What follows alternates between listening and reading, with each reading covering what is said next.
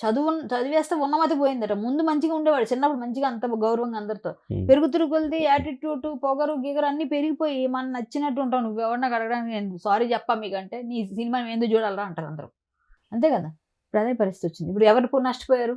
నిర్మాత, డైరెక్టర్, ఇంకెవరైతే ఉన్నారు సహనటులు. నీ సినిమా నిజంగా బాగున్నా చూడడానికి ఎవరు వెళ్ళడానికి ఇంట్రెస్ట్ చూపించరు. ఈ సినిమా ఓకే ఎవరు చూస్తారు పా అంటారు. ఓకే కానీ అంటే ఇప్పుడు చంద్రహాస్ స్టేజ్ పైన అంత సాహసం చేయడానికి, అటువంటి పదాలు ఉపయోగించి పాట పాడే సాహసం చేయడానికి ఇంతకు ముందు వచ్చిన సినిమాల్లో వచ్చిన కంటెంట్ రిఫరెన్స్ కాదంటారా? ఏమండి అలా అయితే బోల్డ్ మనం చెప్పుకోవచ్చు. ఇప్పుడు ఒక మాట చెప్తా. అదే సింపుల్ ధైర్యంతోనే సింపుల్ ఎగ్జాంపుల్ చెప్తా. పాడుండొచ్చు మీరు కదా. బూతుకి చెప్పారు కదా! ఈ బూతుకి చెప్పారు. బూతుకి అట్లా మాట్లాడదాం. మరి సినిమాల్లో మంచి చేసారు అది అది తీసుకోరా అండి? విజేత సినిమాలో కిడ్నీ ఇచ్చేస్తాడండి చిరంజీవి. అది ఎందుకు తీసుకోవట్లేదు మీరు చెప్పండి. మరి సినిమానే కదండీ! ముందు ముందు సినిమా మీకు ఎగ్జాంపుల్ అడిగారు. మీరు చెప్పారు. దానికి నేను ఇది చెప్తా. విజేత సినిమాలోనో సైకిల్ తొక్కో ఏదో సంథింగ్ ఓ సినిమాలో గుర్తులేదు. అదే పేరో కాదో గుర్తులేదు. కిడ్నీలు ఇచ్చేస్తాడు ఆయన. మరి ఇచ్చేయండి అందరూ. అంటే ఇప్పుడు మీరు అంటే చెప్పిన బూతుని ఓకే మరి బూతుని అయితే మీరు తీసుకుంటారా? చెప్పిన దానికి మేబీ సామాన్యులు ఎవరైనా ఇన్స్పైర్ అవుతారు స్టోరీ చూసి అనుకోవచ్చు. కానీ ఇక్కడ మనం మాట్లాడేది నో.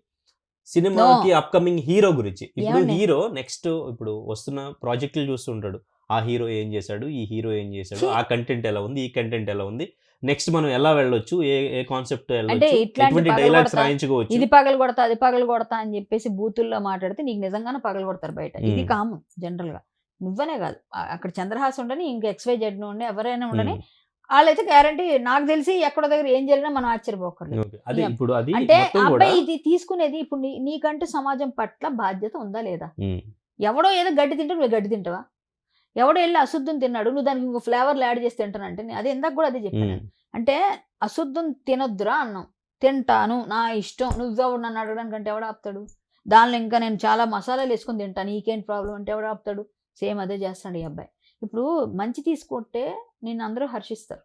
చెడు తీసుకున్నావు అనుకో నిన్నెవరు హర్షించరు. ఆల్రెడీ మీ ఫాదరు నిన్ను పెంచినప్పుడు ఒక మంచి పొజిషన్‌లో ఊహించుకునే కదా నిన్ను కంటారు. కన్న తర్వాత నీ దగ్గర నుంచి మంచొస్తే పర్వాలేదు. మంచి రాకపోయినా పర్లేదు కానీ చెడు రాకూడదు.